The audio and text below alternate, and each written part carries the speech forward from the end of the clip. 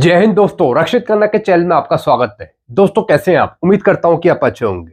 दोस्तों जी बिजनेस हिंदी की एक रिपोर्ट आई है फिटमेंट फैक्टर के बारे में। जी बिजनेस हिंदी ने बताया है कि जो संगठन डिमांड कर रहे हैं 3.25 फिटमेंट फैक्टर की, 2.86 फिटमेंट फैक्टर की, 2.28 फिटमेंट फैक्टर की, वो फिटमेंट फैक्टर सरकार नहीं दे पाएगी या फिर वेतन आयोग नहीं दे पाएगा। फिटमेंट फैक्टर मिलेगा 1.92। जी हां दोस्तों, जी बिजनेस हिंदी ने बता दिया है कि फिटमेंट फैक्टर कितना मिलेगा और कब तक 8 सीपीसी लागू हो जाएगा, सभी पेंशनर्स के लिए या फिर कर्मचारियों के लिए। तो दोस्तों 8 सीपीसी लागू होने से पहले एक जबरदस्त रिपोर्ट आई है 8 सीपीसी पर, 8 सीपीसी के फिटमेंट फैक्टर पर, जो मैं आपको समझाऊंगा।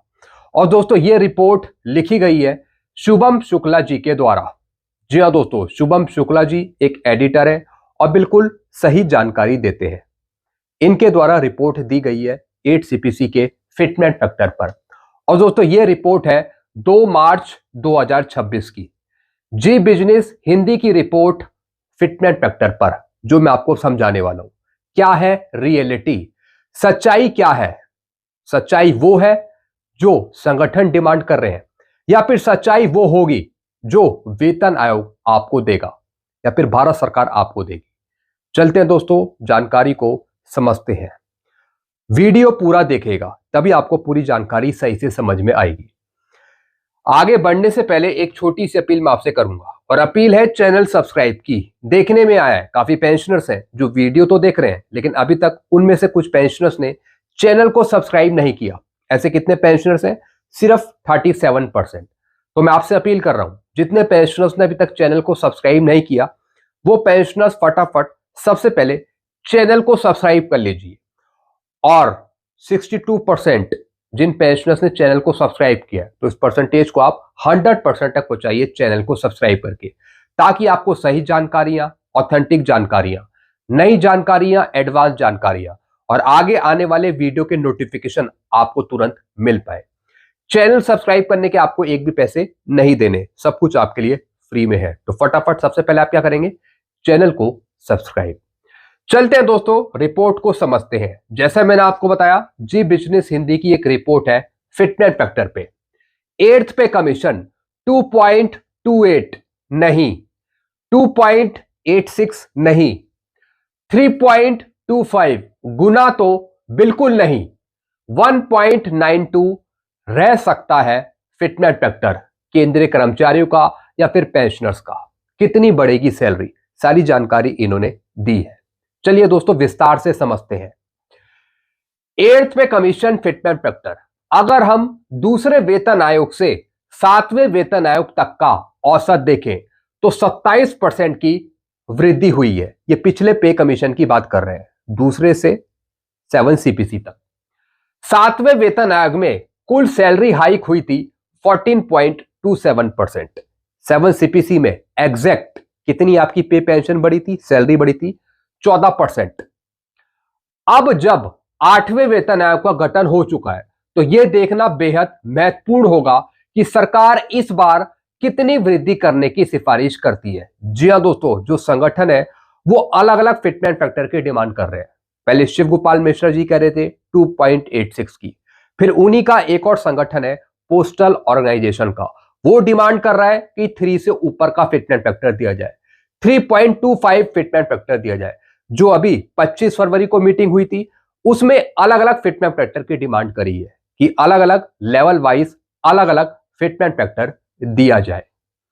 केंद्रीय कर्मचारियों को इंतजार है कि उनकी सैलरी में कितना रिवीजन होगा। 8वें वेतन आयोग की सिफारिशों में फिटमेंट फैक्टर कितना होगा, साथ ही उनके लिए नया पे कमीशन क्या क्या बदलाव लेकर आएगा।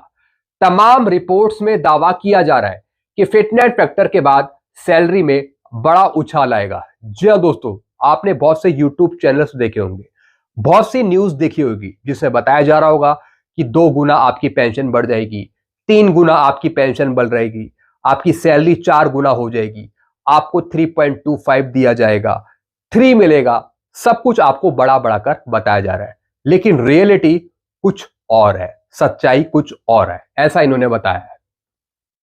फिर क्या लिखा है, वहीं फिटनेस फैक्टर 3.25 गुना बताया जा रहा है, 2.86 बताया जा रहा है, या फिर 2.28 होगा, ऐसा बताया जा रहा है। लेकिन हकीकत ये नहीं है। स्थितियां महंगाई और अनुमानित महंगाई भत्ते के आधार पर इसे तय किया जाएगा। इसकी जानकारी मैंने आपको बहुत पहले दे दी थी। डीएडीआर के परसेंटेज के हिसाब से आपका फिटनेस फैक्टर निकाला जाएगा। जो डीएडीआर 1 जनवरी से 60% है, पुराने फॉर्मूले के अनुसार फिटनेस फैक्टर निकाला जाएगा डीएडीआर के परसेंटेज के हिसाब से। मौजूदा स्थितियों को देखें तो फिटनेस फैक्टर 1.90 से 1.92 होने की संभावना है। जी हां दोस्तों, इन्होंने बता दिया कि ज्यादातर संभावना है कि आपका फिटनेस फैक्टर 1.90 से 1.92 हो सके। अब ऐसा क्यों होगा और इससे सैलरी पर कितना असर होगा, यह भी समझ लेते हैं। जी हां दोस्तों, इन्होंने फिटनेस फैक्टर बताया 1.90 से 1.92। मैं आपको पहले बता रहा था 1.86 से 2.40 के बीच में आपका फिटनेस फैक्टर रह सकता है, यानी मिनिमम फिटनेस फैक्टर।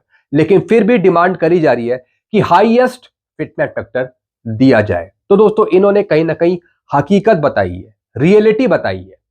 फिर क्या लिखा है, 8th पे कमीशन कितनी बढ़ेगी सैलरी।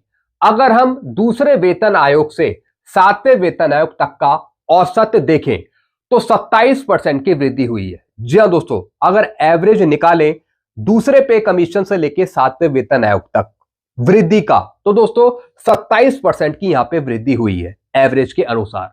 7वें वेतन आयोग में कुल सैलरी हाइक था 14.27% का।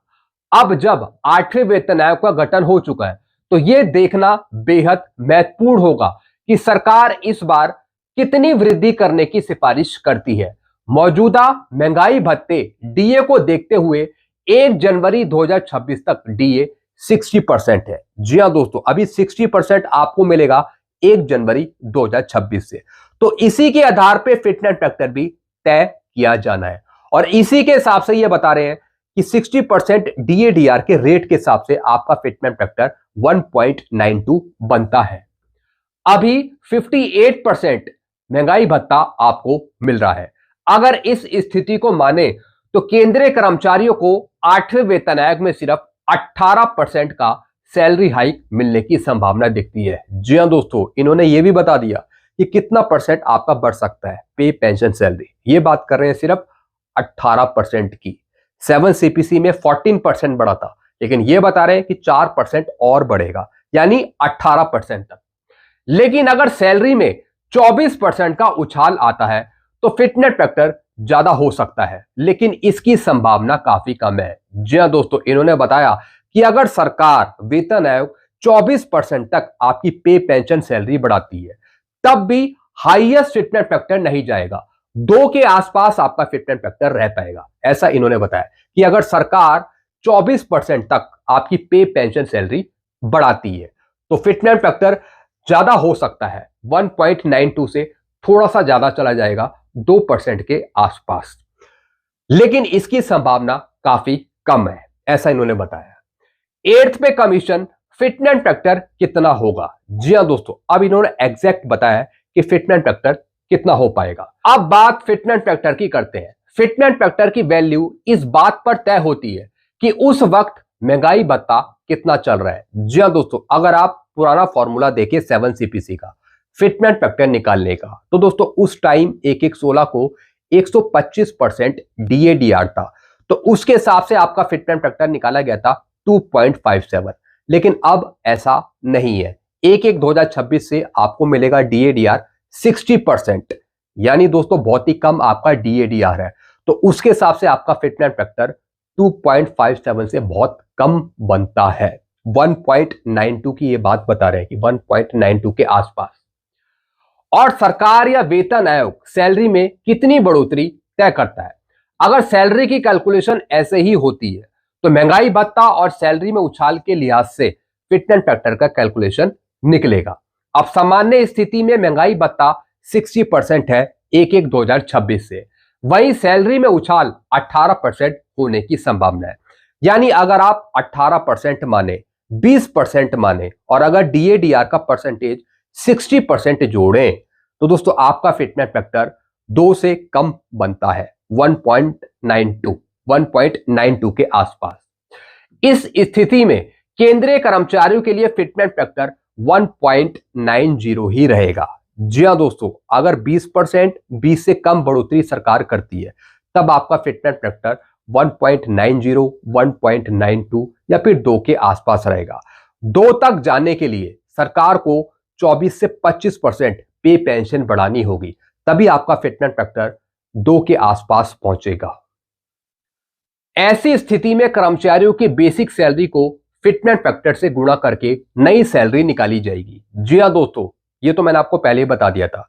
यानी जो सरकार आपको फिटनेस फैक्टर देगी 1.92, वो मल्टीप्लाई हो जाएगा आपकी बेसिक पेंशन से, और जो वैल्यू आएगी वो आपकी नई 8 सीपीसी की पेंशन होगी। फिर क्या लिखा है दोस्तों आगे, 8th पे कमीशन 2027 तक करना होगा इंतजार। जी हाँ दोस्तों, अब 8 सीपीसी लागू कब होगा, कब आपको फायदा मिलेगा, इसकी जानकारी इन्होंने दी है। 2027 तक करना होगा इंतजार। नए पे कमीशन को 1 जनवरी 2026 से लागू किया जाएगा, लेकिन इसकी सिफारिशें आने और लागू होने में थोड़ा समय लगेगा। इन्होंने बता दिया कि 1 जनवरी 2026 से ही फायदा आपको मिलेगा, लेकिन लागू थोड़ा लेट होगा।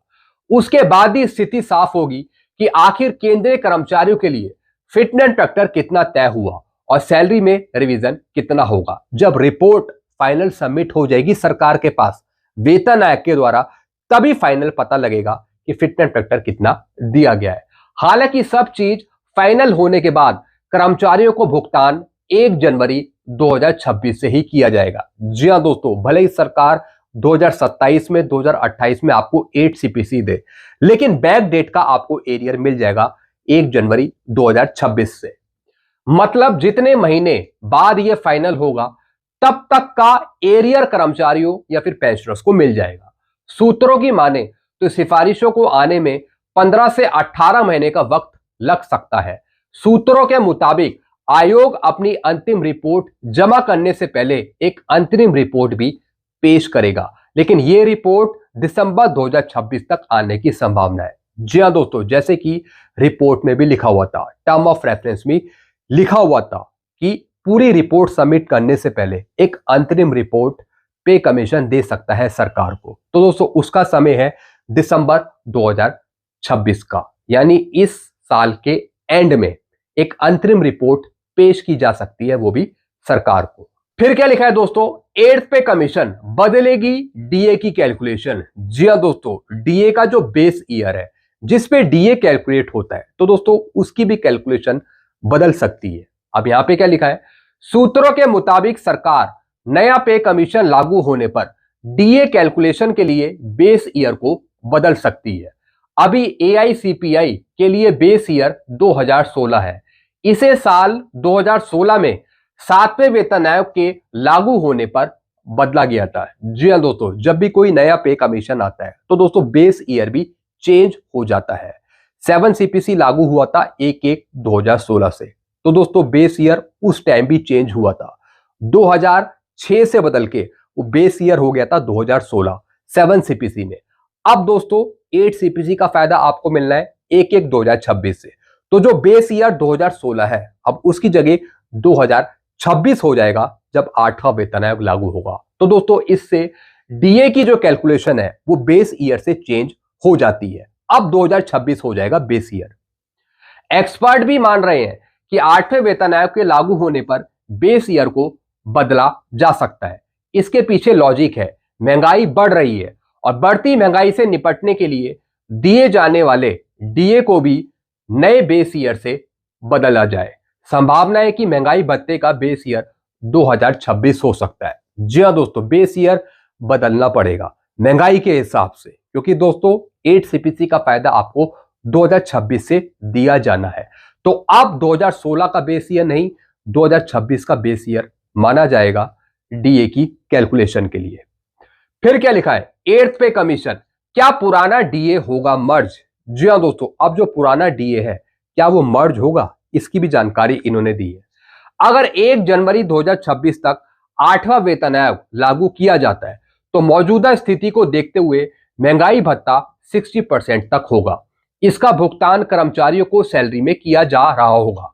लेकिन अगर बेस ईयर चेंज हुआ तो पुराने डीए को बेसिक में मर्ज किया जा सकता है। जी हाँ दोस्तों, जो 60% डीएडीआर है उसको बेसिक में मर्ज किया जाएगा फिटनेस फैक्टर निकालने के लिए। इसकी भी जानकारी मैंने आपको पहले दी थी कि जो जनवरी 2026 से आपका जितना भी डीएडीआर होगा उसे बेसिक पे मर्ज किया जाएगा जब आगे फिटनेस फैक्टर निकाला जाएगा वेतन आयोग के द्वारा।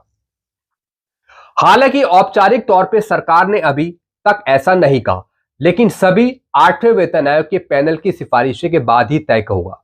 ऐसा होने पर महंगाई भत्ता 0 हो जाएगा। इसकी भी जानकारी मैंने आपको पहले दी है कि जब 8 सीपीसी आगे आपको मिलेगा तो फिर जनवरी 2026 से आपका डीएडीआर 0% कर दिया जाएगा, न्यूट्रलाइज कर दिया जाएगा।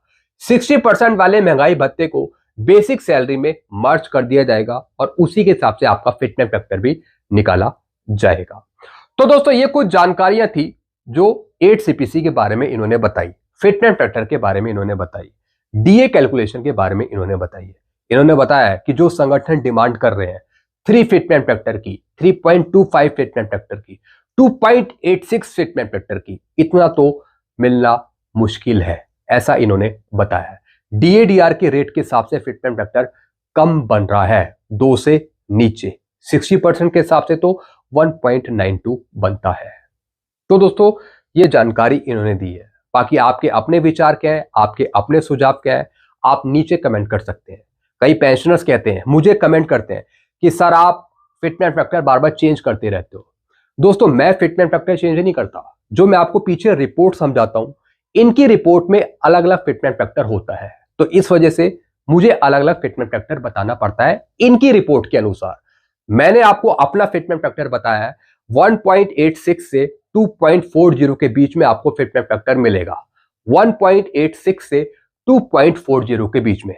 अब वो 1.92 भी हो सकता है, 2 भी हो सकता है या फिर 2.08 भी हो सकता है। एक बार फिर बता रहा हूं, मेरे अनुसार जो मैं आपको बता रहा हूं फिटनेस फैक्टर 1.86 से 2.40 के बीच में ये रह सकता है, इसके बीच में। बाकी सरकार क्या देगी, वेतन आयोग क्या देगा, वो आगे देखने वाली बात होगी। एक बार फिर बता रहा हूं, मैं आपको अलग अलग फिटनेस फैक्टर इनकी रिपोर्ट के अनुसार बताता हूं। जो रिपोर्ट आती है अलग अलग संगठनों की, जैसे कि इनकी रिपोर्ट आई तो इनकी रिपोर्ट में जो फिटनेस फैक्टर लिखा होता है वो मैं आपको बताता हूं, भले ही वो अलग अलग हो। तो आप मेरे पे गुस्सा मत करिए कि मैं आपको अलग अलग बता रहा हूं। मैं अपने वीडियो में अलग अलग रिपोर्ट्स आपको समझाता हूं, तो उसमें अलग अलग फिटनेस फैक्टर है, ना कि मैं आपको अपनी तरफ से बता रहा हूं। तो समझिए इस बात को। तो दोस्तों ये कुछ जानकारियां थी जो मैंने आपको दी है। आई होप सारी जानकारी आप अच्छे से समझ होंगी। बाकी आपके अपने विचार क्या है फिटनेस फैक्टर पे, आप नीचे कमेंट कर सकते हैं। आप भी अपने सुझाव जरूर दीजिएगा। तो दोस्तों बस यही जानकारियां थी जो मैं आपके लिए लेकर आया था। कोई और नई जानकारी आएगी तो मैं आपको जरूर दूंगा। ऐसी वीडियो को आप देखते रहिए और चैनल को सब्सक्राइब करना मत भूलिएगा। चैनल का नाम है Rakshit Khanna. Thank you so much.